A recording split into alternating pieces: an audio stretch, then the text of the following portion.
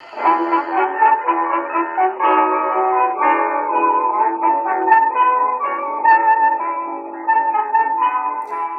to another episode of Off the Menu. I'm your host, Vincent Franchini from Tumblr House, here with a self-loathing Charles Coulombe. Self-loathing? That's right. Where does the self-loathing come in from? Well, you've been talking smack on your Facebook account about boomers, about your people, your generation. Well, I'm going to write to I are one. Well, I know. You're self-loathing. Exactly. No, I'm not self-loathing. You mean because I've made comments about boomers in power? Oh, is that what you limited it to? Boomers in power? Yeah. I've said boomers in power, the generation of 68 in power, when they're in charge in church or in state, they tend to downgrade the traditional trappings or prerogatives or whatever of their office in favor of elevating themselves as individual people. And that's true whether they're city councilmen or cardinals. They're just, they've got to be authentic. They've got to be true to themselves. It's all about who I am as a person. No, it's not. The truth is, I personally don't give a damn who you are as a person. If you're in a position of power over me, all I care about is how well you perform your job. I don't care if this is the summation of your life pilgrimage or your faith walk. I don't care if you find it very fulfilling. That's nice. But that's not why you're there. You're there to perform a certain office. And if you don't want to, or you're not willing to, or you think the trappings are archaic, or you're a big picture man, you've got more important things than the mere reason your office exists, get a job. Resign and pursue your vision quest amongst the ranks of the unemployed. That's a lot of talk of quite a display of feelings after criticizing people for backtracking on their feelings. Well, I am a boomer after all. That's what I'm saying. That's what I'm saying. Yes, but you see, I'm not in any position of authority. And let me tell you, there's nobody sadder than us boomers not in positions of control. Because we're just along for the ride. I mean, our older brothers wrecked everything for us. The younger people identify us with them. We don't know what's going on. We're facing a world that's 180 degrees different from the one we grew up in and we're prepared for. Well, maybe it's you boomers who have wrecked everything, because you know what the great card is? The power card for people not in power is? What's that? It's striving for equality. Oh, I wouldn't say we strive for equality. No, it's promoting equality. People who aren't in power, their big spiel is we want equality. So that's what your people, that's what your generation who aren't in power, that's what they're pushing for. No, we don't even want that. In fact, I'm afraid, the truth of the matter is, I'm afraid that most of my peers, and including I have to say even myself to a degree, are suffering for greater or lesser degrees of what I've come to call MAWS. MAWS? MAWS. What's MAWS? Middle-aged withdrawal syndrome. Okay. Basically, it comes when you pick up the paper and there's the first gay marriage at the cadet chapel at West Point, or a lady general, leading troops under fire. The Supreme Court giving the right to municipalities to seize property if they can get someone else. I mean, statues of Kate Smith being pulled down because she's supposed to be a racist. We're in a world we never made. And so what begins to happen? Well, thanks to the miracle of the internet, and also to certain television networks like MeTV and Cozy TV and whatnot, we can withdraw. We can sit back on the couch.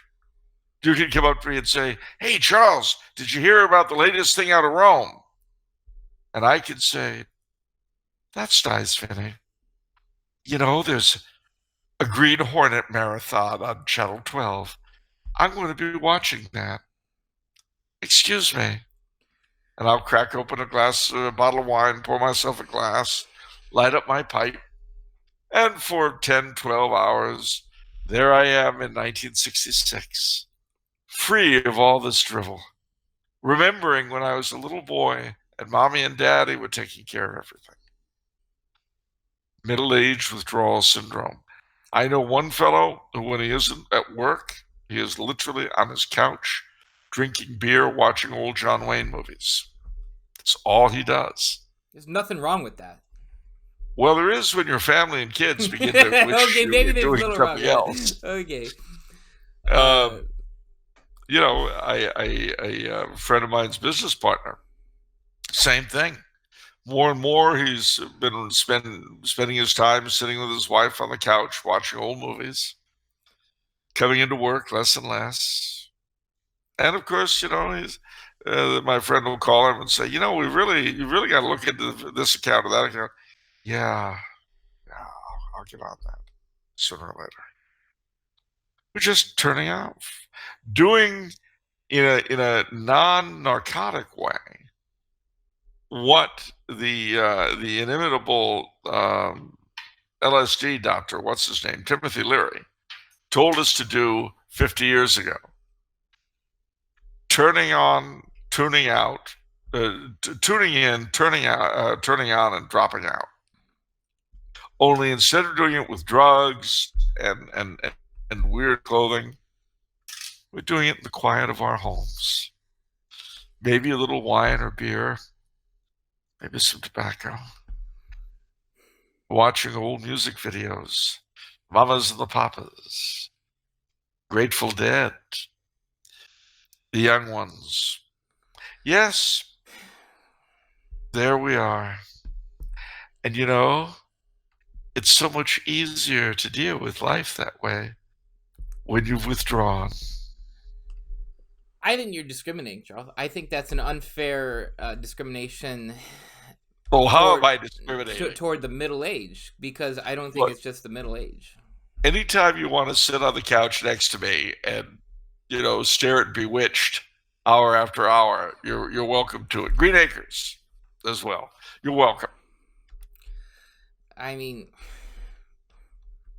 I'm not discriminating. Anybody can come sit on the couch. I'm a Turner Classic Movies guy. I'm a Turner Classic Movies guy. By the way, random shout out, complete random shout out to superfan Neil Laurie. I watched HUD for the first time. Oh. Unbelievable movie. Unbelievable movie. Very much. What we got here is a failure to communicate. No, Charles, that's Cool Hand Luke. See? Are you trying to trigger me? You're mixing up your Paul Newman movies. I love Cool Hand Luke, you've seen them all. Cool Hand Luke is epic, too. Actually, I do actually like Cool Hand Luke more, but HUD was also very good. Gosh, don't do that, Charles. You gotta get your mind right. You got rabbit in your blood. Yeah, it's true. Okay, but no, middle-aged people aren't the only ones. I mean, women, I'll tell you what their thing is. It's called the Hallmark Channel. Ooh, you mean like the greeting cards? Yeah, well, I guess they expanded. I guess when they made so much money from greeting cards, I guess they have a channel now. But, you know, they've got this down to a science, you know. I think they target specifically Christian women because everything is very clean. And, you know, they have months. I know June is, you know, the theme for June is June weddings, you know. Oh. June weddings. So, you know, that's how women tune out, that Hallmark Channel. And it's so, you know, I don't want to be derogatory, but, you know, they've got it down. They've got it down. And, you know, that's fine. You know, everybody's got their thing. You know what I realized? I was talking to my mom the other day, and I realized about myself, because I like old-timey stories. My mom's side Hansel and Gretel, or no, not exact. Well, like my mom's side is Hungarian and Slavic, and they're from Bethlehem, Pennsylvania. Old steel town, and so I love hearing stories about the Bethlehem neighborhood, the old timey Bethlehem neighborhood, and where it's like, Uncle Johnny, Uncle Johnny was an electrician. He was very good with his hands, and he'd go around the neighborhood, whenever somebody needed something fixed, Uncle Johnny fixed it up. But then and then, the social club, there's a little social club, and that was, the men loved to hang out there. They'd go there every Saturday, hang out. It was so, and it occurred to me that one of the reasons I love the stories is it's like Tolkien to me, because you get to get creative, because it's another world. Again, it's a pre it's a world that I've not known, where abortion is illegal. There's no internet, there's no computers, I'm sure there's like a million other things that just don't exist. There's no fast food, there's no McDonald's, there's no cell phones. And people are so different. Yeah, that was the world I was born into. And so it's like this, I don't know, it's weird. It's like this nostalgia for something I never even, like, I mean, I did experience the trappings of it, because I went there, in as early as 98, actually, no, 1991 or 2 as well. And you could tell that the heyday was still there. That 1950, like, it never moved on from the heyday. It was still there. It just got older. Yeah, it just got older. It just got older, and it created such a quaint feeling of that old time society to me. And so that's my thing. You see, so no, I know how you feel. I mean, and you're right. It isn't actually restricted to my age group, although. You remember the show Mad Men? Of course, Charles. That's one of my favorite shows. Well, the ending was bad, but yeah. What you may or may not know is that, my brother Andre, yeah? Of course. Father of my innumerable nieces and nephews. Well, all right, there are 10 of them. They're not innumerable. My sister-in-law helped. But anyway, the point is that he and I, although we're very different people, we have very similar tastes. Yeah. In bars and restaurants and so forth. Every single one of our favorite bars and restaurants were used as film locations for Mad Men, to include the socially prominent Colonial Kitchen, not too far from you in San Marino. Mm-hmm. Now, which incidentally was used to portray the kind of Westchester restaurant that we used to go to when we were kids. All right. So I mentioned this to my cousins in New York when we went home to bury my mother a few years ago. I mentioned this to Jamie and Glenn, the sons of my mother's sister. She was there too. Anyway, I mentioned this. The four of us, the four boys were standing there, and Jamie and Glenn just start laughing. I said, "What's so funny?" And Jamie says, "You don't get it, do you?" I said, "No, what?" You and Andre are subconsciously trying to rebuild the New York of our childhoods. Glenn and me can't do that. We live here. There's no way you're going to in LA. That's funny. So it's certainly, and I have to admit, I felt the same way when I was your age, listening to my parents' stories about the 30s, and the 40s. Yeah. My late father, if he saw anything he didn't approve of, he'd always say, "You'd have never seen that before the war." Oh, yeah. That was meaning World War II. Yeah. So, but to show what kind of a man he was, nobody thought it was funnier than he did if you caught him in one of his own deals. Right. So one day he and my brother are walking along the street, and he had a piece of trash or something in his hand. He throws it, and Andre says to him, "You'd have never seen that before the war." Oh. Dad just started roaring. Wow. That's cute. Yeah, well. All right. Well, I think we've kind of melted the nostalgia market tonight. Yeah, we really have. Oh, Okay. but before we do, there is one other thing, and it is nostalgic in a sense, because even though we're doing this in real time on Friday, you out there, our adoring fans, will be seeing this as part of your Memorial Day celebrations. Yeah. So, it is Memorial Day in the United States. And what does that mean? Well, I'll tell you what it means. What it means is that originally, after the Civil War, there were a lot of dead bodies of soldiers buried all over the South, both North and South. And in several places in the South, very prominently a town called Columbus, Mississippi, the women, almost immediately after the war was over, started strewing flowers on the graves of dead Confederates. But then they found something interesting. There was no one to put flowers on the graves of the dead Union soldiers. So they started doing it. Well, a New York newspaper picked up on this. The Confederate ladies were decked, and mind you, this was during the worst times in Reconstruction, when their menfolk not only couldn't vote, they couldn't bear witness in court. They couldn't file charges against thieves. Okay. So they were already beginning to decorate the graves of the Union soldiers. Well, word of this got back up north to the general who was the head of the veterans organization called the Grand Army of the Republic, the GAR. In 1867, he gave out a call that all the GAR posts around the country should start doing the same thing. In 1873, the state of New York made it a state holiday called Decoration Day. And by 1890, every state in the North had made it a state holiday, and eventually became a federal holiday. After World War I, and believe me, this had a huge part in bringing the two sides, North and South, together after the war.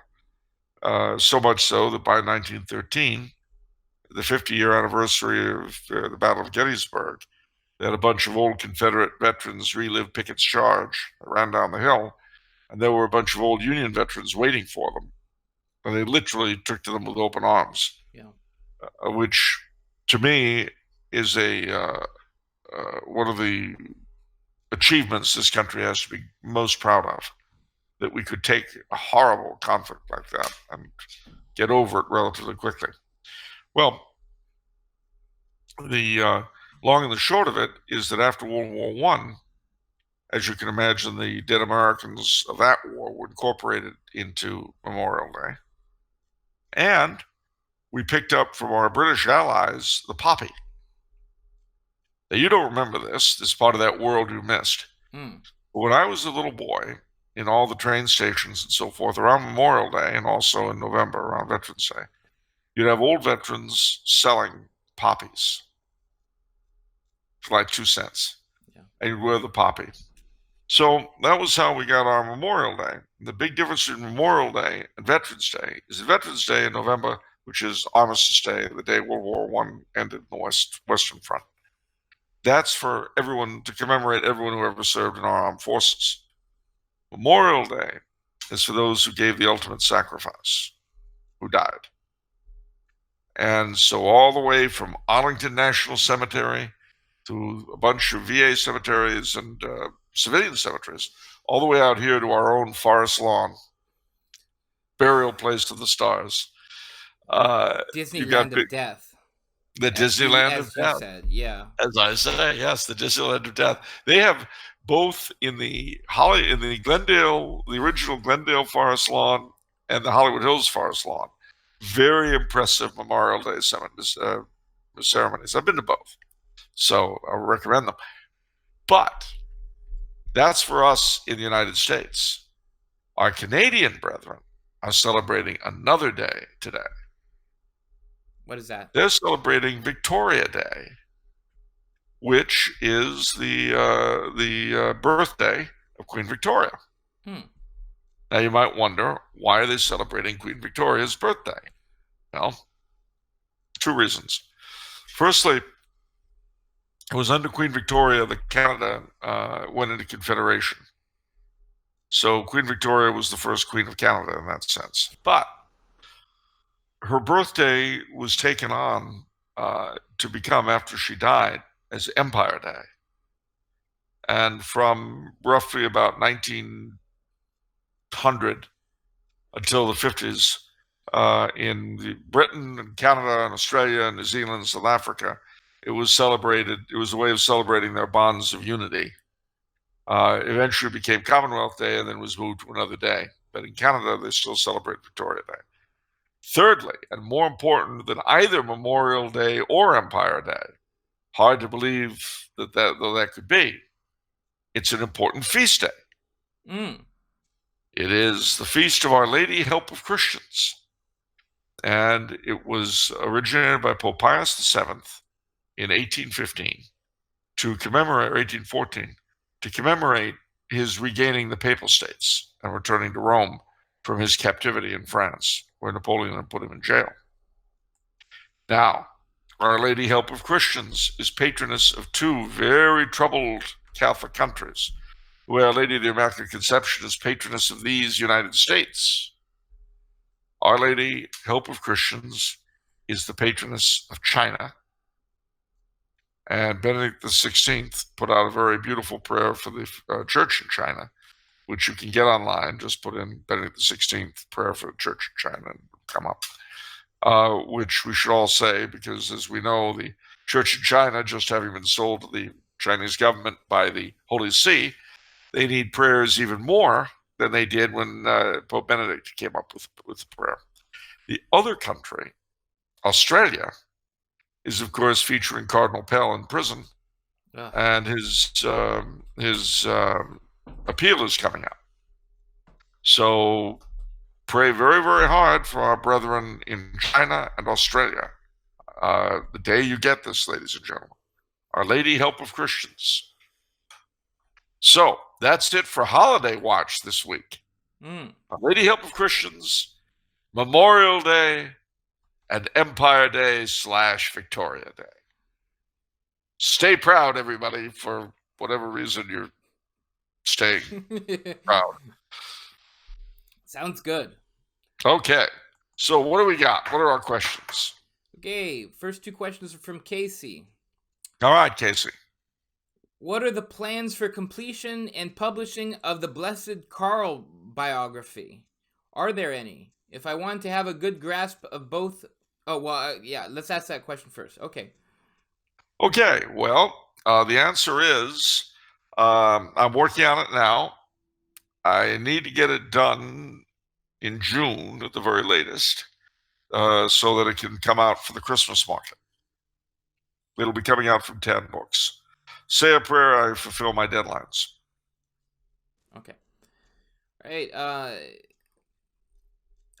Additionally, Casey asks, if I wanted to have a good grasp of both Distributism and Monarchy, could you give me 3 books to read for each topic? Well, I could.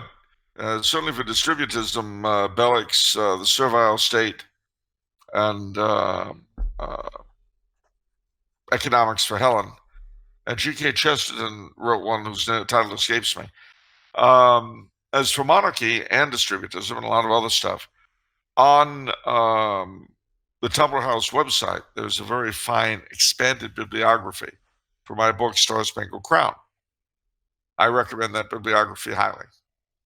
Yeah, you go through that through the Star Spangled Crown page. I think it's at the bottom of the description. I'll link to it now in any case. But that's how you get to it. It's very, very long bibliography. So. You read every book in that thing, and you'll know more than any Republican who ever signed a Constitution. That's for sure. I've been barely chipping away at that bibliography in terms of my own reading. Oh my goodness, great! There's some fat books in there too. There's some monsters. Yes, it's true. Did you really read all those books? I have to. Yes, I did. Wow. Okay. So. Sorry. No, you don't apologize for... Well, I guess in this day and age, you need to apologize for reading books. Well, books my eye. You need to apologize for reading anything other than a title. And then you just start shrieking about the title without any reference to what was actually in the article. Yeah. We know how the internet works. What? How can you possibly support a man like that? If you saw the comma, you would see that the article wasn't actually in favor of it. Oh, never mind. Okay. You know what I'm talking about. I know 100% what you're talking about. That's that's actually one of my pet peeves. Sometimes people watch the video, or they don't watch the video, but they see the title of one of our videos, and I just feel so triggered out of my mind. I resist the urge now, but part of me wants to say, we actually answered that question like 30 seconds in. We actually addressed this point. Did you actually watch the video, sir? There's an easy way to deal with this. You know what that is? What? Instead of answering, just block. Well, that's what I know, but it's like I'm creating a safe space, you know? It's like I need my safety blanket, you know? There's no badness in here. What happened to free speech, Charles? We're American. This is America. People like that destroyed it. That's what happened. Okay. No, I mean, look. If a person isn't going to take the time to watch the stupid thing, and you know they haven't, because if we've answered the question 30 seconds in, then why should they have access? Plus, if we get the reputation for doing this, i.e., if you make stupid comments without having seen the thing, you're blocked. That's true. That'll give them an incentive to actually watch it. Yeah. Okay. Maybe I should just be 100% heartless. I should aspire to your heartlessness and just put up a warning. You know, how do you do that on YouTube? Very simple. You just have a little warning at the top of it saying, "Warning: if your comments indicate that you haven't actually watched the video, you will be blocked." Okay. It's like. Well, listen, people know what they're doing. They know exactly. I'm not putting no warning, Charles. People know.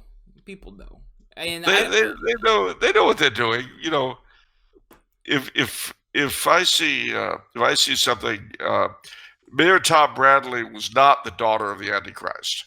What? How can you say that? Yeah. Stop. You don't even know what the video's about. Watch the stupid thing. Yeah.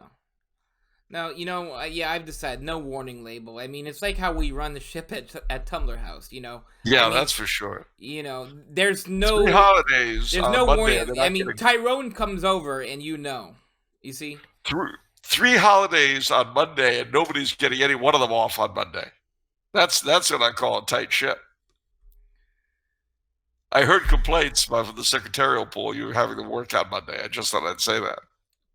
We have a lot of projects, Charles. It's a busy season, okay? Yeah, busy season. We're approaching the end of the quarter. You know, I mean, the end of the quarter is June 30th, but we're approaching the end of the quarter.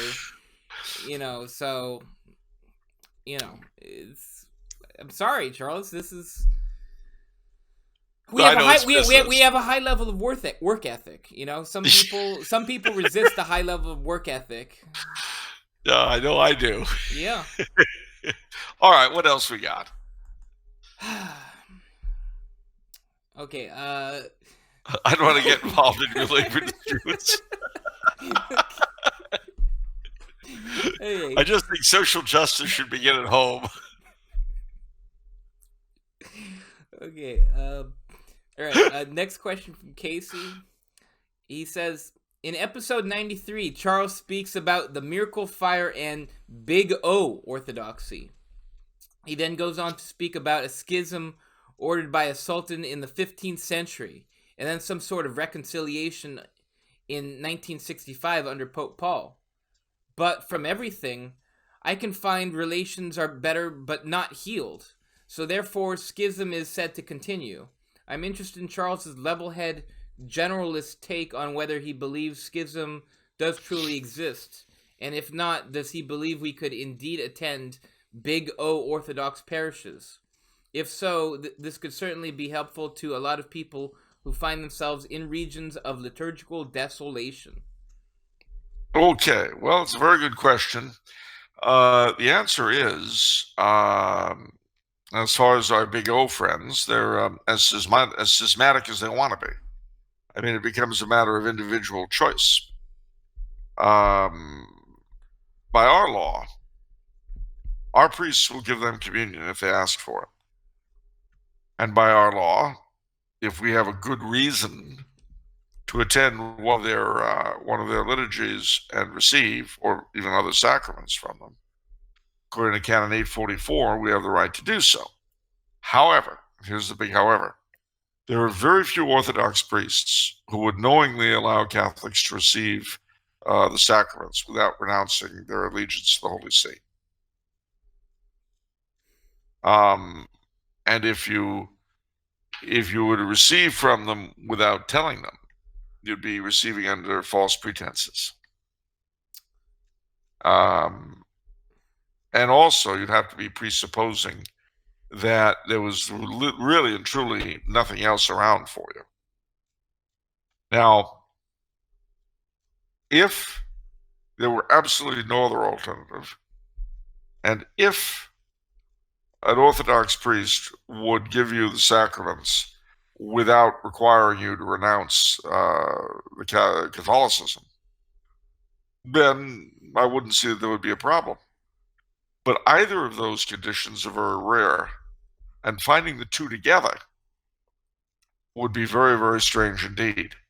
I'm not saying it's impossible, but practically speaking, I don't think you'd find it. Because while I personally don't accept the schism, and if I were a priest, would have no trouble giving communion to any Orthodox who would come to me, because, and here's the added thing, any Orthodox who would come to a Catholic priest is by that very willingness to do so, obviously not a schismatic. It gets a little bit odd, you see, because they have it drilled into them that Catholicism is at best schismatic and at worst heretical. So an Orthodox who would knowingly receive from a Catholic priest doesn't hold that, and thus is obviously not a schismatic. You might say it's kind of a self-policing thing. Contrariwise, if a priest would knowingly allow, if an Orthodox priest would knowingly allow a Catholic to receive the sacraments and not insist that he forswear allegiance to the Holy See, then he, by that fact, would not, in our eyes, be schismatic. Do you see what I'm saying? So you seem to be suggesting that schism is on an individual basis. It is now, because the legal basis for the schism is no longer there. When one of the patriarchs? Patriarch of Utrecht. What's that? Wouldn't the patriarch be inherently schismatic? Not inherently. I mean, remember that the legal basis for the schism with the mutual excommunications of Rome and Constantinople, those are lifted in 1965. Now, with their lifting, the whole thing becomes sort of a legal nightmare. It doesn't make sense. The current situation does not make any canonical sense. But it is what it is. Okay. So it seems like the takeaway from this is, since schism is on an individual level, as you say, right? Is that what you're saying? Well, in this particular case. It would be. It's certainly before the Union of Florence, there was no question. Union of Florence reunited the churches for a brief time. But then in 1462, the Patriarch of Constantinople, Gennadios II, at the order of the Sultan, broke the union with Rome, renewed the excommunication of 1054 of the Holy See, and so incurred it himself. Okay, let's. Okay, here's a question. So you're talking about, okay, on an individual level, let's say a parishioner abides by the Holy See, right, or in the Pope's authority, right, and so they're not. You're saying that person is not a schismatic. After these legal changes. What about before these legal changes? Would that parishioner be a schismatic? Would there be a detriment to that person's spiritual? I can't answer that question. Okay. I don't know. And the truth of the matter, heresy is a much easier thing to deal with. But schism is weird. I mean, it's a very, very peculiar thing in general. And when you study the history of schism and the legal history of schism, it becomes very strange and very confusing. So I'm afraid, beyond what I've said, I can't really give you much of an answer. Okay. Fair enough. And the big takeaway is, don't go to Orthodox. I mean, it's very, very rare situations in which, you should be going. I mean, if there's literally no... There's literally no other alternative, and if the Orthodox priest has no trouble with your receiving without becoming Orthodox, then you're fine. So, I don't know if that exists in nature, but okay. I don't know either. Okay. Next 3 questions are from Joshua. His first question is, I recently read somewhere that Spain, prior to the Treaty of Utrecht in 1713, which was signed by the Crown after the War of Spanish Succession, had no slaves in her American territories. This treaty is said to have allowed the British to bring and sell slaves within the Spanish domains in the New World. Is it true that prior to this treaty, slavery was not permitted by the Crown in the Americas? What can you tell us about slavery in the Spanish territories prior to the signing of the Treaty of Utrecht in 1713? Well, no, that's not true. What's not true? There was slavery in the Spanish colonies before the Treaty of Utrecht. What the Treaty of Utrecht did was, because of Spain's defeats in the War of Spanish Succession, Britain was given the right to bring in the slaves. You see, it was a profit thing. Prior to that, the Spanish had done their own slave trading or bought from the Portuguese.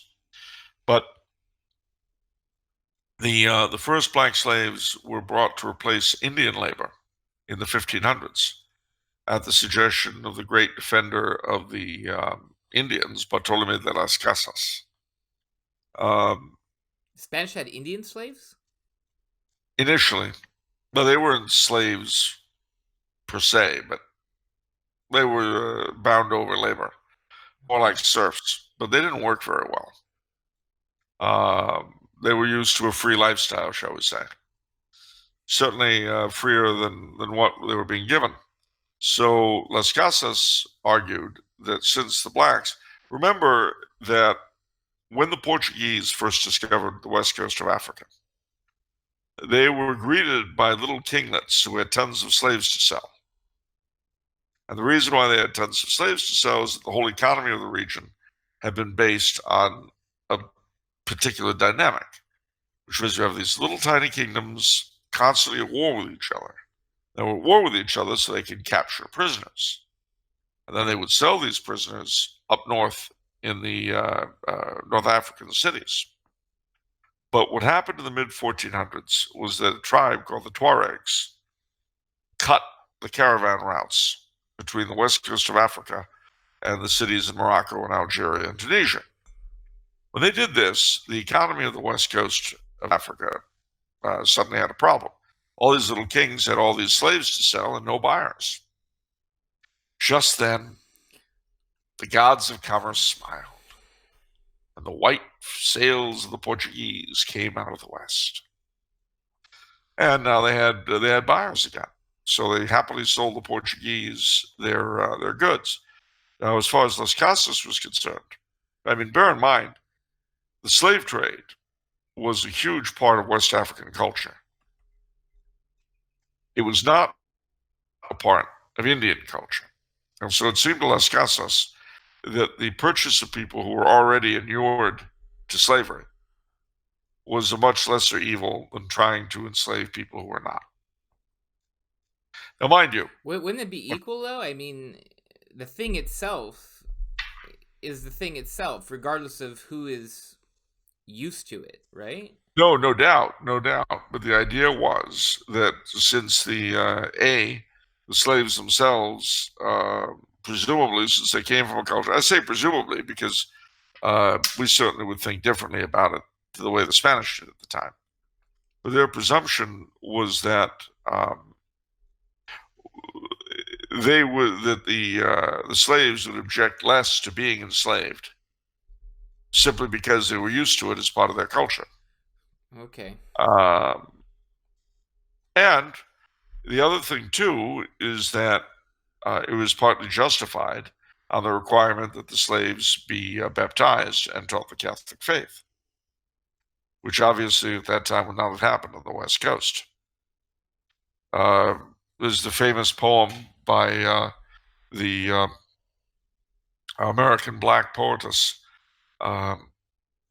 Phyllis Wheatley, who wrote the poem "'Twas Mercy Brought Me from My Heathen Land." She was a slave, and she was brought from West Africa and baptized in the Congregational Church in Boston. But as far as she was concerned, this was a miracle of God taking her from heathenry to Christianity. Mind you, she is one of the very few voices we have of people who actually went through the process of being enslaved, being brought to the New World, and being taught the quote-unquote white man's religion, as one of the questioners on an earlier show put it. Right. A process for which she expressed gratitude. Now, of course, how common her attitude was, how common her experience was, that's something we're not really in a position to know. What we do know is that there were, in contradiction to the English way of dealing with slavery, with the Spanish as with the French, they had very rigid laws regarding slaves and slaveholding. Among them, the fact that if you fathered a child on a slave woman, you had to recognize him as your own. It was from such an encounter that we got St. Martin de Porres, whose father was a Spanish nobleman and whose mother was a black slave lady. Wow. And that, of course, led to the rise of a, shall we say, well-to-do mixed blood class in the Spanish and French colonies, which had no echo in the English colonies, where slaves with white blood generally fetched a bigger price. Similarly, you had to teach them their religion. They had to have X number of days off, the major feast days, of course. So it certainly was a more humane institution, to the degree that such a thing can be humane, in the Spanish and French colonies than it was in the English. And of course, it was quite the thing to free your slaves at death. A lot of people did that as a religious exercise. In other words, in their wills, they leave X amount of money to the church for masses to be said. They do this, they do that, and they'd free their slaves. That was far from uncommon. Okay, I think we've touched this one enough for Joshua. Let's get to his next one. All right. I recently went on a 5-day pilgrimage to the shrine of Our Lady of La Leche in St. Augustine, Florida. Along the way, I was able to learn a great deal about the Catholic history of my native state, and as a result, obtained a much greater appreciation for our country's Catholic heritage. My question for Charles is this: what are some other good pilgrimage sites in our country that you would recommend visiting, and why? Oof, boy, there are a lot actually, but I'll try to confine my remarks to a few. We'll do it ethnically. Since we started with Florida and the Spanish, we'll start there. Our Lady of La Leche and the cathedral in St. Augustine are obviously very, very worthwhile. And it's the first city of any kind in the United States, 1565, I think. In Pensacola, Florida, which was the other major Spanish settlement in the state, The church, I think it's St. Michael, the old Spanish church downtown, Palafox Square and all that. And continuing along the Gulf Coast, the cathedrals in Biloxi and Mobile and New Orleans, all worth seeing. Southern Louisiana is filled with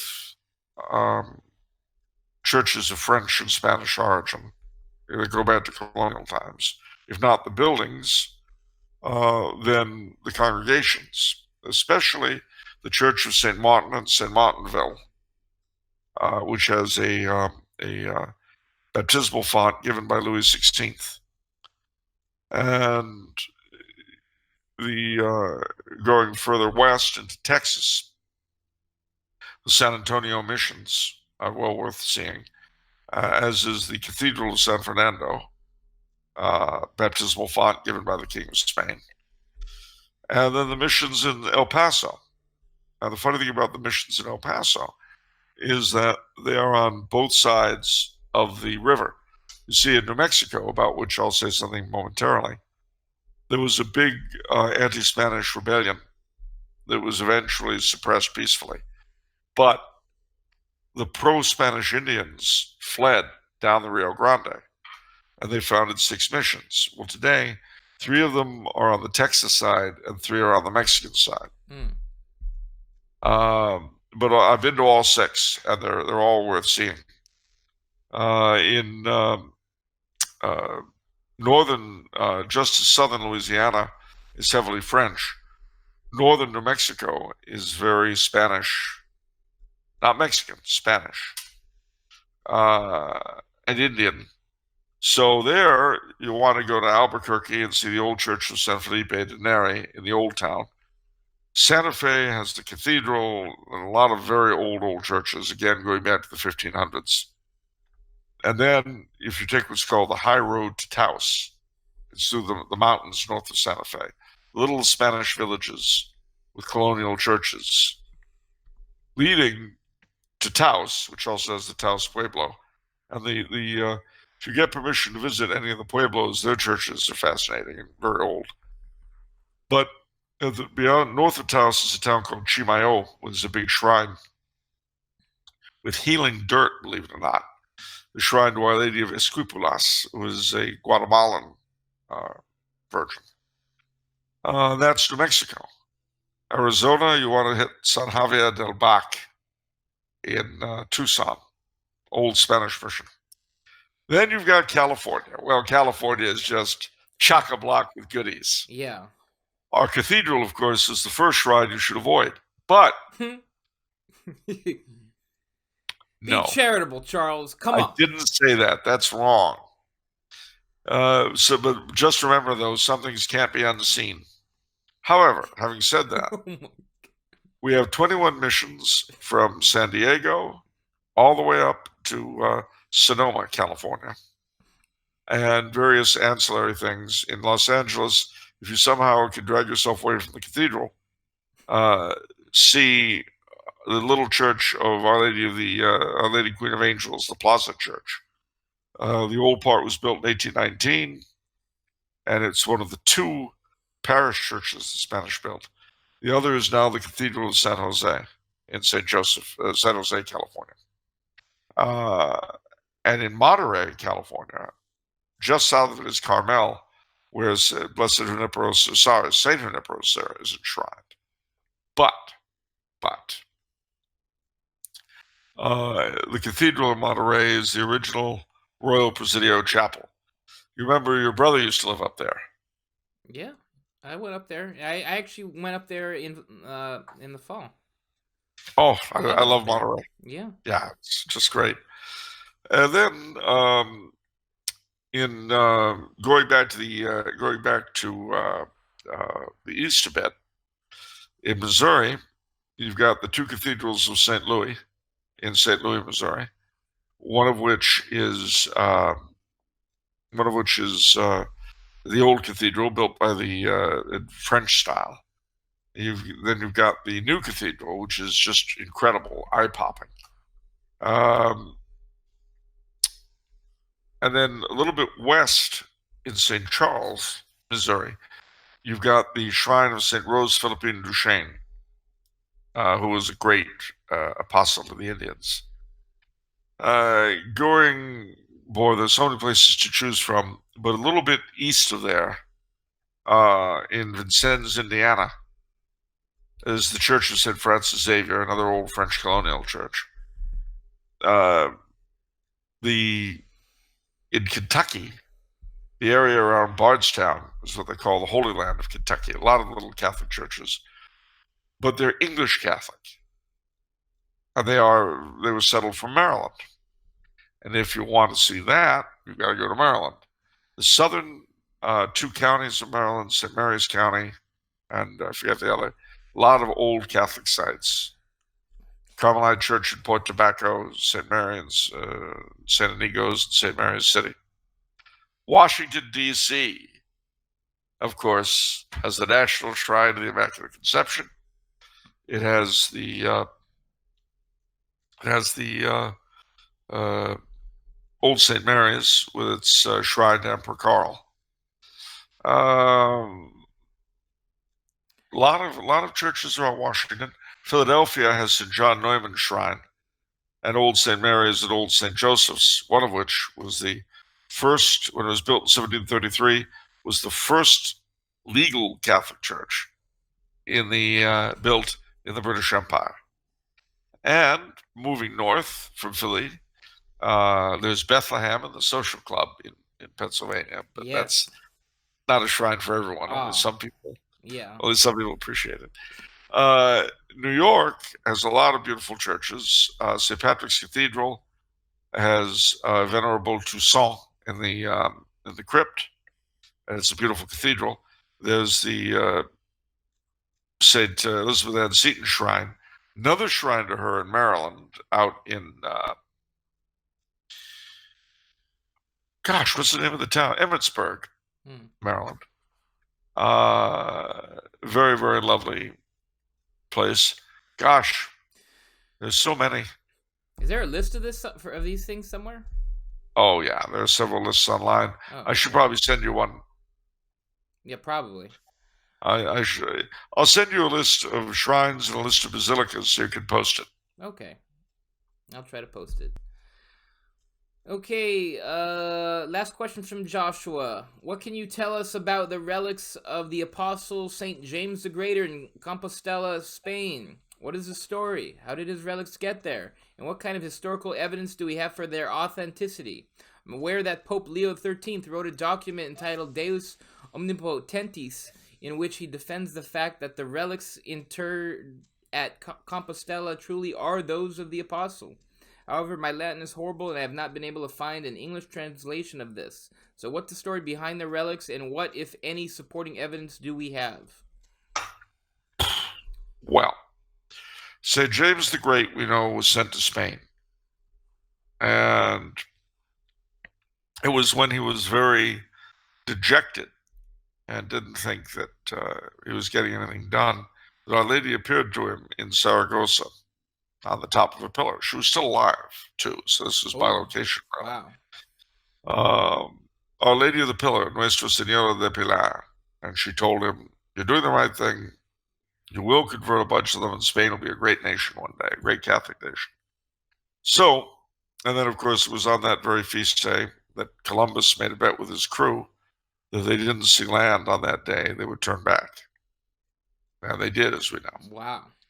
Which is why Columbus Day, despite the stupid moronic dimwits who want to turn it into Indigenous Peoples Day and so forth, Columbus Day sort of enshrines the Feast of Our Lady of the Pillar in the American calendar.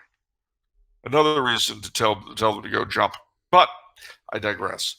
So he died, and he was buried in Compostela, which was not called Compostela at the time. It had another name, which I don't remember. I also don't remember the exact story, except that his bones were lost for a long period, and they were eventually found. And there was an inscription and so forth. That's how they knew what they were.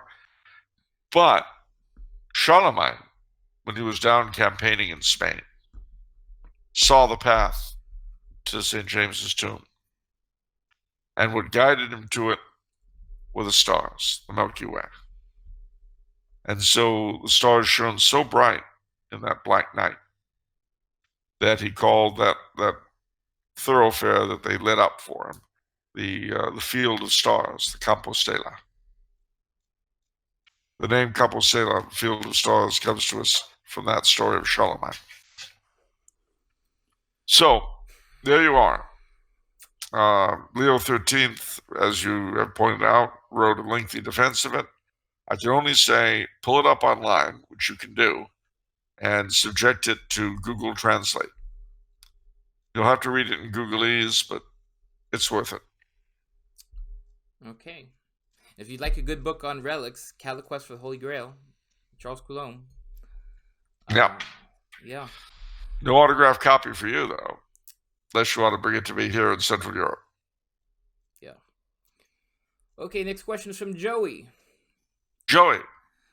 I saw a Catholic website that said Saints Perpetua and Felicity were the patrons of same-sex couples. What do you think about people who are changing the meaning of great people in the faith to suit their own perverted wants?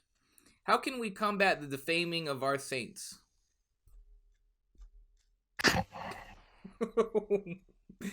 Patron saint of saints of same-sex couples. How do you out-stupid the moronic? I don't know. St. Edith Stein was the patron of Nazis. They killed her. Margaret Sanger's the patron saint of racism and... she'd be the patron saint of racial goodwill. Racial goodwill, there we go. Or St. Martin de Porres would be the patron saint of racism.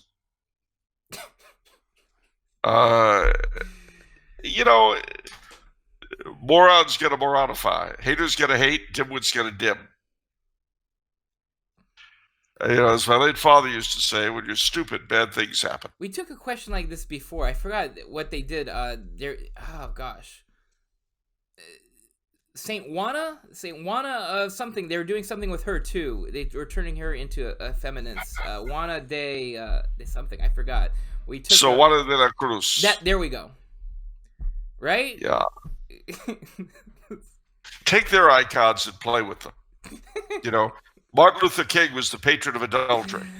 I mean, I remember when we did this other question. You said, what did you say? We want these people, so we make them in our own image. And I think you said so Eisenhower was the great champion of pornography or something like that. Yeah. Why not? George Washington was the patron of penny pinching. He threw $1 across the Delaware and then swam after it. I mean, whatever. Lincoln was the patron saint of spiritualism because he had seances in the White House. Did he? Yeah. I mean, Ronald Reagan was the patron of divorce.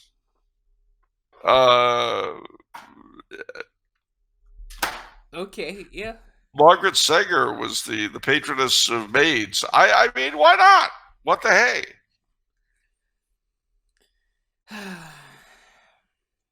But we need to reach out to that community, though, Charles. This isn't a way to. What, the moron community? The moron There's community? not much you can do for morons. See, and when stupidity is married to pride and arrogance, that's hard. See, an arrogant person who's brilliant is annoying, but okay, I can see. I wish I didn't have to listen to him, but he's very talented at what he does. So, someone who's stupid but very humble.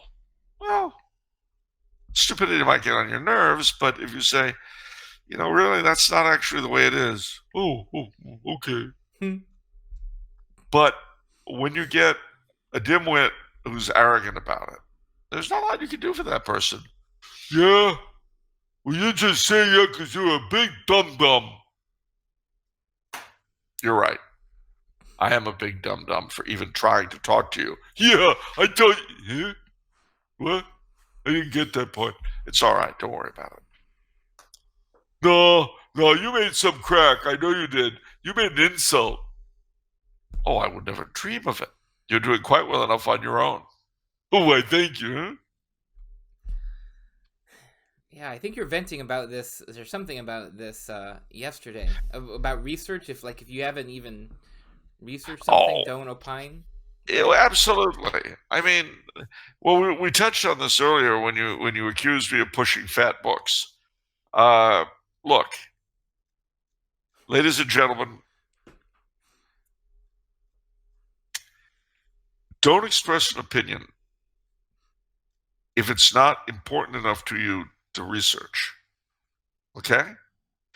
If it's not worth researching, it's not worth talking about. You don't have to.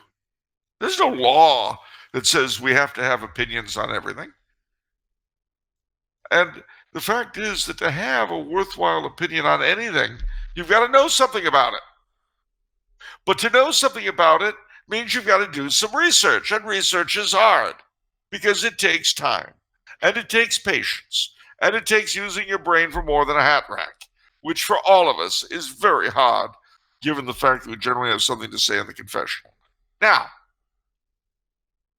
if for whatever reason you don't want to read about a given topic, you don't want to look into it. You've got things to do. You've got a life to live. You can't be spending all your time with this stuff.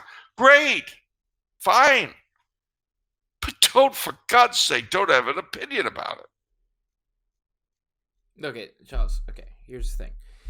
If I or anyone else choose not to research something or not know something, it's because it's not important.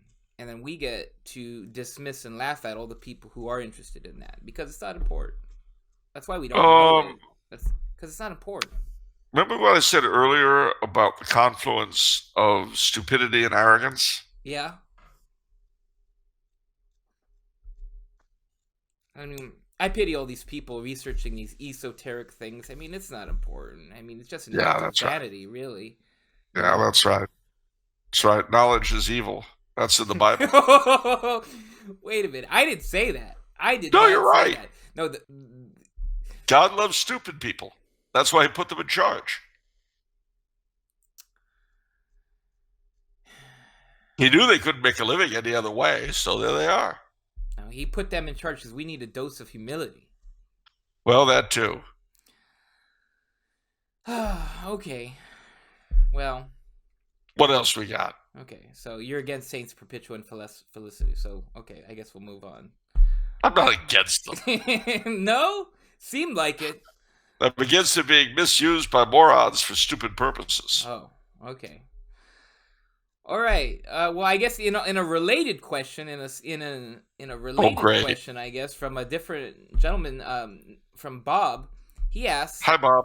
What is social Darwinism? What was social Darwinism's effect on the development of Protestantism in America? Was social Darwinism ever used as a way to insult or commend Catholics?" Social Darwinism is proof that life is like soup. Scum rises to the top. No. What I meant to say was that social Darwinism was the attempt to apply to the organization of society the supposed insights of Charles Darwin. Now, what did Darwin teach? He taught the theory of evolution. He taught that the better and more successful species would flourish. Weaker, less important ones would die off. In any given species, the changes in environment required of individuals would lead the species to change, and those that would not change would, of course, die off. Applied to social matters, this basically meant that those who were more successful in life, seen as a constant struggle, were the best, and those who were less successful were not good. Yeah. And what was interesting about it was that it was a scientific, quote unquote, a scientific reinforcement of the secularized American Calvinism that was already here and was epitomized by the Puritan work ethic. So the answer is social Darwinism caught on like fire in the late 19th century in the U.S. And all of the more respectable mainline denominations, to a greater or lesser degree, went for it, as did the unbelievers. That's what you got people like Margaret Sanger out of, and the whole eugenics movement. And not just in America, but in other parts of Europe and in England. In England, in particular, their basic contention was that the poor and unwashed, the slum dwellers and all that, as well as the non-whites and the primitives and all those people, and folks like your gang at the Bethlehem Social Club, these were all lesser beings, and that if they could be gotten to stop breeding so much, or breeding at all, then the gene pool would be purified of its weakest elements, and the human race would evolve into a much better place than it is now. But these people were holding the progress of the race back. Well, this got so bad that before World War I, where a great scandal emerged in the British slums, exposed by your friend Halliday Sutherland. And that great scandal was that tubercular milk infected with tuberculosis, was being sold to the poor in the slums knowingly. And that as a result, thousands of British children in slums were being carried off by TB every year. Well, Halliday Sutherland, having chosen working amongst slum people as his career, was horrified by this. And when it was exposed, the eugenicists replied in print, in major papers, oh, well, this is, survival of the fittest. It's the way it should be. Obviously, these people wouldn't be drinking tubercular milk if they could afford decent milk. Isn't Margaret Sanger not abiding by social Darwinism by trying to rig the game? Well, no, the very fact that she can do it, that she's got the brains and the ability and the knowledge to do it, shows that it's a good thing for her to do.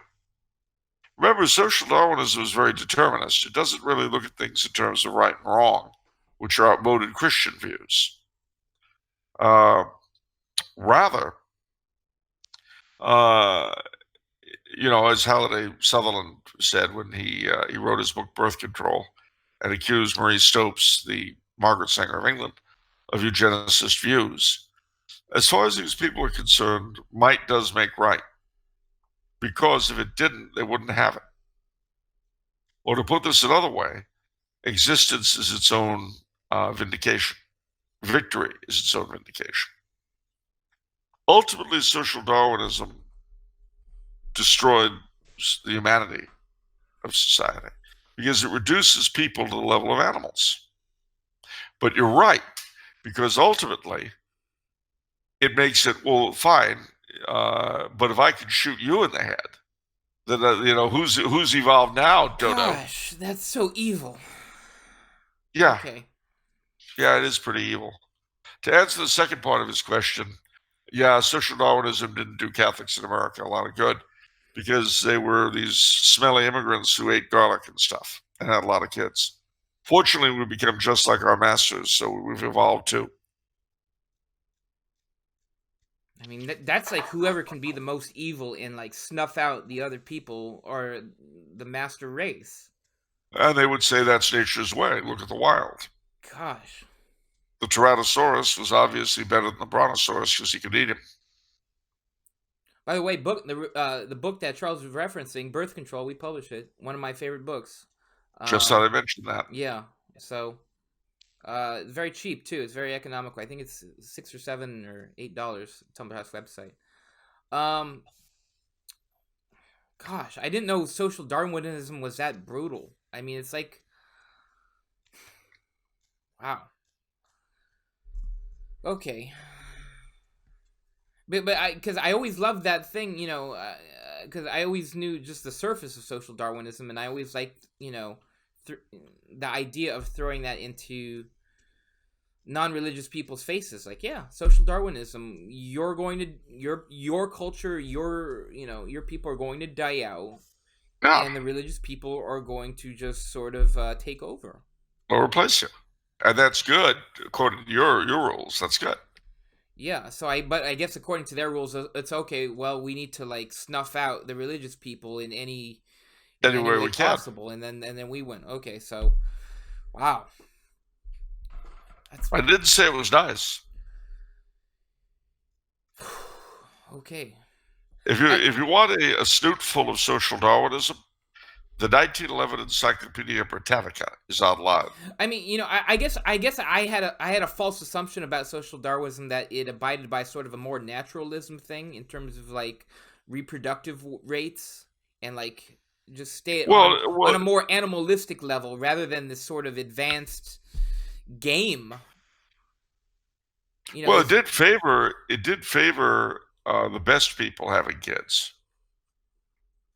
Of course, the problem, as we've learned, is that the best people will also go down the same road that they're trying to get everyone else to go down. So it has issues. But for real understanding of social Darwinism, according to its own lights, the 1911 Encyclopedia Britannica is online. If you look up their article on civilization, it is written from a social Darwinist point of view. Wow. Like, what do they say? Oh, I don't want to take away the fun. Oh, okay. You should read it. Okay. That's another thing I'll send you the link to. Okay. All right, our final question today is from Nate, superfan Nate. As someone who feels called to the celibate life and probably could not be ordained due to my anxiety, how can a man become a consecrated layperson? Can I approach my diocese or just a religious order? Well, for men, due to the inherent sexism of the church, we don't have anything like a consecrated virginity for men. We don't have that. There are several things you can do, though. You can join a third order or become an oblate of a Benedictine monastery. And you also, just because your anxiety might prevent you from being ordained, it might not prevent you from living in community. Depends. I mean, I don't know the nature of your anxiety. But you might consider a religious order of brothers, or being a brother in an order that has both priests and brothers. But failing that, I would definitely go into a third order, and I would definitely look into volunteer work, so with something like the Knights of Columbus, etc. But in terms of consecrated virginity as ladies have, we don't got it. I'm going to challenge something in that question, or address it, which is the anxiety thing, because anxiety is sort of the great bane of my existence. I have struggled with it as much as anybody. And I mean, I could talk for an hour about the situation. It's I think anxiety is more prevalent nowadays, especially in young men. I think there's a lot of reasons for that. I recommend listening to Father Ripperger on pleasure. I think modern society, the way it's structured, induces anxiety in a way that society never used to, and that relates to how the addiction to receiving pleasure, in self-gratification. Oh, I need to listen to music. I need to condition the air to, I need to be in a comfortable chair. I need to have fast food. I need to be plugged into a cell phone all the time. Everything is always on our terms. And so we don't handle things as well when things aren't on our terms. That's my sort of self-analysis of that. And there are a lot of other things too. But I guess the main thing for this question that makes me a little sad and that I would like Nate to question is whether anxiety is truly a constant in your life. Or I mean, obviously it's been a constant, but my all-time favorite inspirational quote is from Pope Benedict. The world offers you comfort, but you are not made for comfort. You are made for greatness. See, and that speaks to me as a person ridden with anxiety, because it's like your anxiety is preventing you from the greatness. You have, the comfort here where you're trying to relieve yourself of the anxiety, or you have greatness over here. See, that's the great fight in my life. And there, again, going to Father Ripperger, there's various tools, because I feel fear and anxiety is an affliction. Well, again, based on Father Ripperger, this isn't me. Fear of suffering. Isn't that acedia or acedia? It's fear of the cross.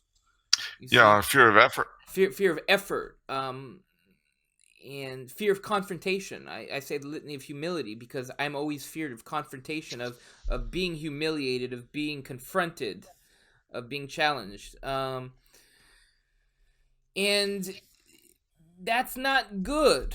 It's not good for me to be that way, because that's, in a way, that's not trusting in God. You see, that's saying God's not going to take care of me. Like, everything is going to fall apart. You see?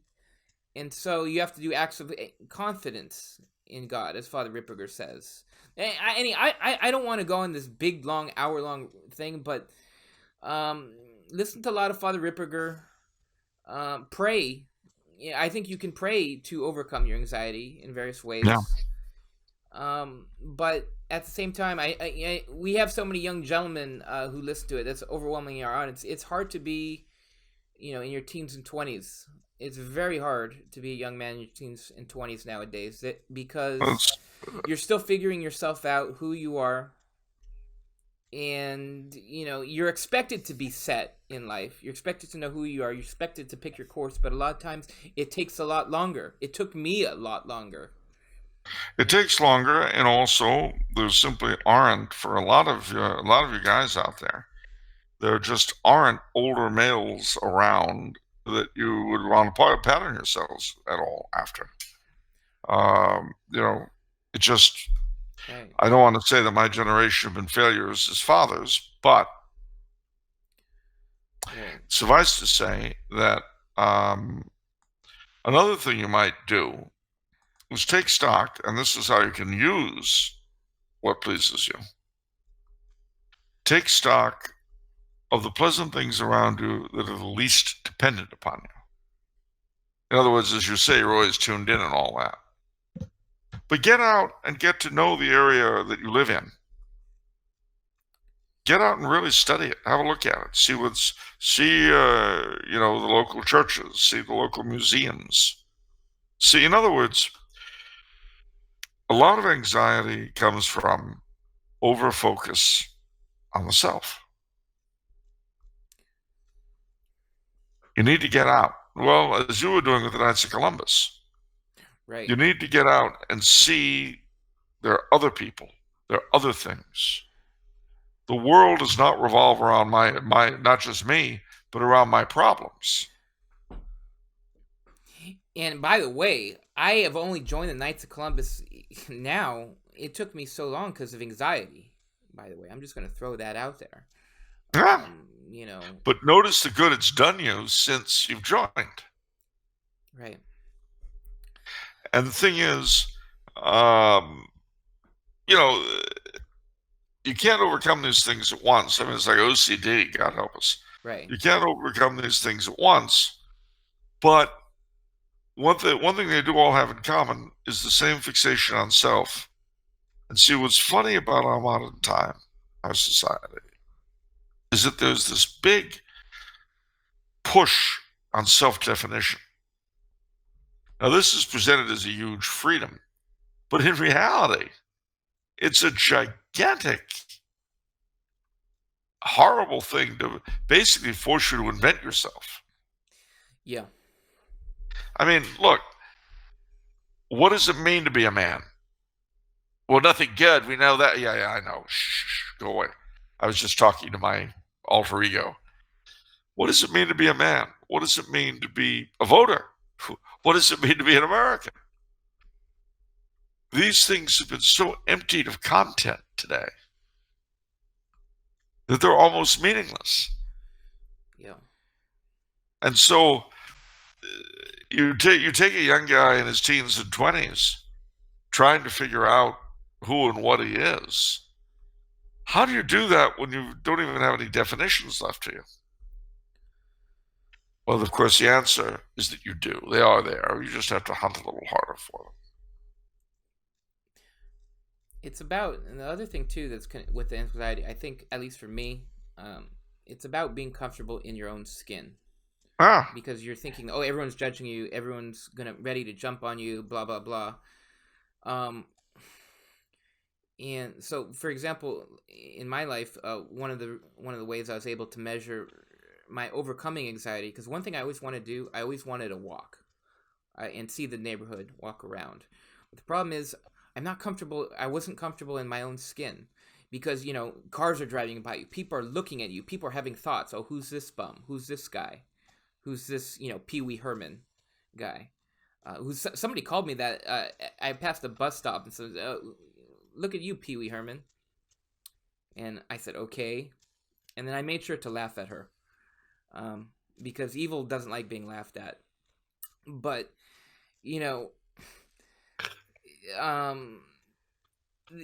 but that's an example of anxiety preventing me from doing a very simple thing, which is walking on the street and being comfortable and not caring about cars passing by me or what they think. Here in California, everyone's so self-involved anyway. No one's even looking at you. No one cares. No one cares. When I was about 14, I started going to parties, of course, on my own.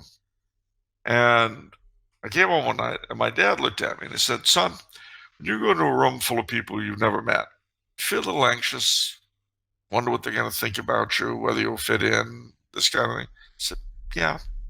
He said, don't bother. They're all thinking the same thing. Let them worry about that. You don't have to bother about it.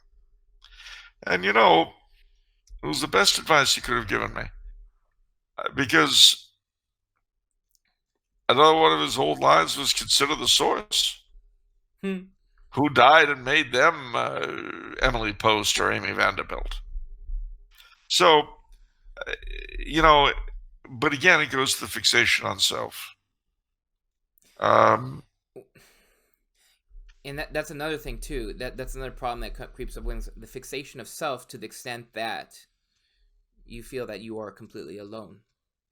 So yeah, you're on your special ivory tower, and which of course you're not. You're not. And the other thing, what you were saying about people driving by, looking at you and thinking thoughts. In all likelihood, they're more likely to be looking at the gardens and thinking of what the neighborhood looks like than of anybody walking through it. Yeah. Now, mind you, if you're wearing a bunny suit, that could be different. Yeah. So, I don't know. I like talking about this because I feel this is one of the biggest afflictions of young men that they have to cope with. Because I've heard it from several young men. I mean, it's a huge problem. Problems of confidence, self-esteem, any social anxiety. It is so hard.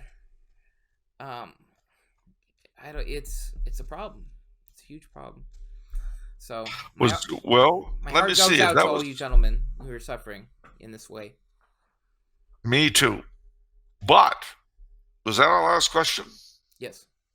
Then it allows us to segue neatly, if you think about it, into the book. Finding God's Will for You. St. Francis de Sales. Oh man, I read this a while ago, and of course I picked this book because, being a man in his 20s at the time, I wanted to find God's will for me. Now, one special caveat I need to put is, it's not like, St. Francis is going to say, okay, so you scored INFT on the Myers-Briggs, or INFP, so you need to be a teacher. No, it's not like that. It's not going to be concrete things like that.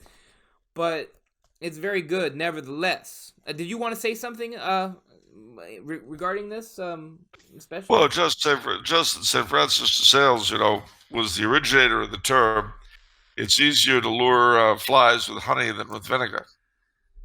That's a perfect, yeah. That epitomizes his approach. It does. St. Francis de Sales is the patron saint of writers. And there's a great reason for that. It's because he's the best writer, in my opinion, as a saint. He is the best writer. You catch more flies with honey, that's a perfect example of his ability to use metaphors in a poignant way. He uses them in such a special way that it really marks his writing so well. To take a very complex concept and simplify it in a way you understand it easily.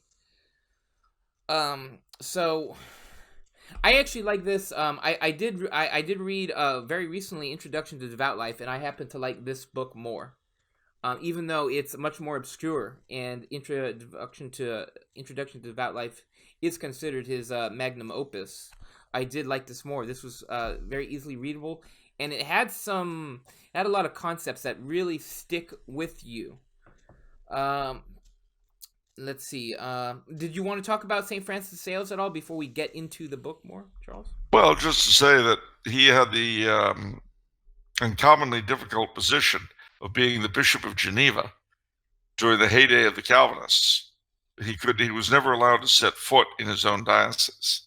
Oh my goodness. So what he had to do was live on the borders of the diocese and basically minister as he could. And this was very, very, very difficult. If they had caught him when he made his,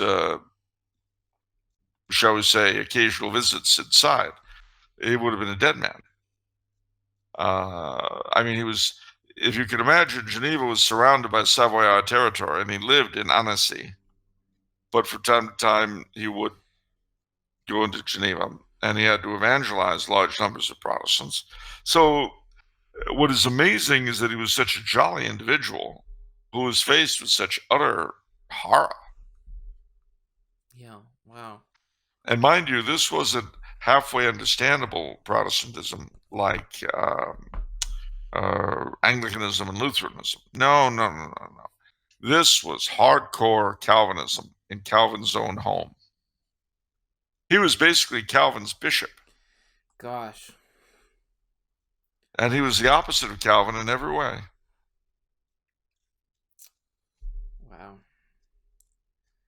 Also, an interesting thing about him is that in his memoirs, he says something which completely destroys the DNA testing of the Shroud of Turin. Well, you see, he was, I say, the Savoyard bishop. Yeah. And in those days, the Shroud of Turin would be exhibited several times a year.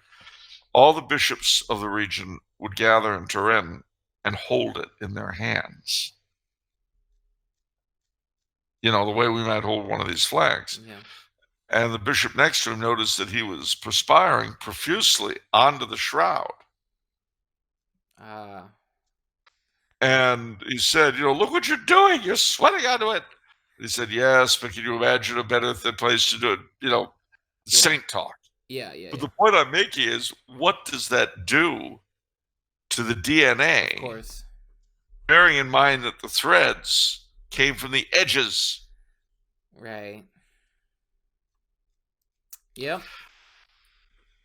Okay. It was submitting the Shroud of Turin to DNA, carbon-14 dating. It was crazy. Yeah. Okay, so onto the book and how this is going to help you find God's will for you. Okay, so the main theme of this book is very important. People don't talk about this a lot. It's about counsels versus commandments. God's counsels versus God's commandments. Now, he makes a distinction here. It's a very important distinction. God's commandments, when you don't do them, it's punished by pain of sin, right? I mean, there's punishment attached to that. That same punishment... Okay, now counsel, on the other hand, is like counseling for virtue. It's an opportunity to virtue, to be charitable, to be humbled, to be patient. That's not punished with sin. But it's nevertheless an opportunity. See, it's something placed in front of you. And the most basic advice that St. Francis gives is be pragmatic, use common sense. I remember his line, he says, if your parents are sick and need to be taken care of, that's not the time to practice the counsel of retreating to a monastery and devoting your life to prayer.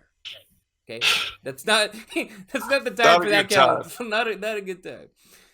So that's a perfect example of take what's in front of you. It's an opportunity. Because so often in my life, we sidestep. Something gets in front of you, especially when it comes to being patient or charitable. Perhaps someone needs a ride home. It's like, okay, I'm gonna dodge him because I don't want to give him a ride home. I've got a football game to watch or something, like little like that, or somebody you don't like, and it's like, well, I don't want to say hi to that person because I don't like that person. Very little things that are opportunities that we run from. Yeah. Do you have anything about this little thing, Charles, to say? No, it just makes perfect sense to me. And so, yeah, I want everyone to recognize these opportunities for virtue, and that what we human tendency, human nature to sidestep these things. So it's like this relates to Nate, who he's trying to discern God's counsels. You see, but it's a hard thing. You have to navigate through. That's true. So okay, so that's a big thing, is how to act on God's counsels. I'm going to read a quote here, one of my favorite quotes, very memorable, and we'll talk about it. St. Francis says, "We do not receive a good graciously when it is presented to us by an enemy's hands. On the contrary, a present is always acceptable when a friend makes it.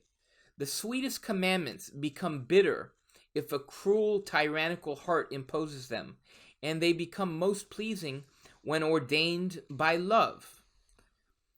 There's a very broad application to this. It's very widespread. What St. Francis is talking about in this instance specifically is how we view God. If we view him as a rigid taskmaster, where it's like, okay, you have these set of rules, and you need to be abiding by these rules, and I don't care if it's hard or not, you need to be doing it. If you view God like that, then you're not going to accept his counsels very well. It's like, oh, God has put this burden on me, he doesn't care, he's all demanding. If you have that view of God, it's going to be hard because you're not seeing the love there. You're not understanding how much God loves you. And so then, therefore, you're going to be resistant to his counsels. Absolutely. So it's very important. But the broader application, when I first read this, I actually thought of it in terms of evangelization, in terms of bringing non-Catholics into the faith, in terms of bringing people to the Latin Mass, something that everybody needs to be considering. This is also a type of evangelization. Do we lord, the Latin Mass, say, oh, these Novus Ordo people, they need to get good, or are we charitable, where it's like, oh, as if like, we have a tasty piece of pie. It's like, this is great, I love this. You should, perhaps, you would like this as well. And I want you to taste this because I love you. And, this is a good here. This is a good and something that would be of benefit. You see? Whereas we don't want people to get defensive, because then they won't receive the good. That's what St. Francis is trying to say here. He's absolutely right, and it takes us back to honey versus vinegar. Yeah. I mean,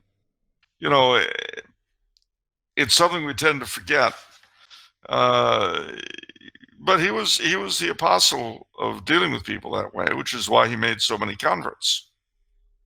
He brought a lot of people back to the church in Geneva. And, well, I'm glad you're selling the book. Yeah. By the way, another thing, talking about God's will and path and destiny, all of the things that I value the most in my life came out of failure and sort of what I would previously deem unnecessary struggle. Objectively bad things bore fruit and happened in a way that could never happen. Well, I don't know if it could ever happen, but God chose to bring some of these fruits. And I guess I say that because, again, young people's struggles, when they say, oh, why is this happening to me? You never know what's going to come out of it. You never know. No. And very often, one thing you realize when you get a bit older and you look back over the course of your life is that so often had you won at something, it would have been a disaster. The way things look to you now are not necessarily A, the way they will later, or B, the way they really are. So rejoice and be happy. And of course, if all else fails, you can wait until MAWS kicks in. And you just join me here on the couch. Settle down, watch a good 3 or 4 episodes of the Patty Duke Show. Just be laid back, kick back. Yeah. Just relax. It's nothing to worry about. It's all good. Life will fade away in a gray haze. Oh, man. Blissed out, ladies and gentlemen. Blissed out. So that'll do it for this episode. Any closing remarks? Any feel good remarks? Yeah. Happy Memorial Day. Happy Empire Day. Happy Feast of Our Lady Help of Christians. Don't forget to pray for our brethren in China and Australia. And remember, as always, the soul you save might be your own. And if it's Monday, it's off the menu. See you next time. Ciao.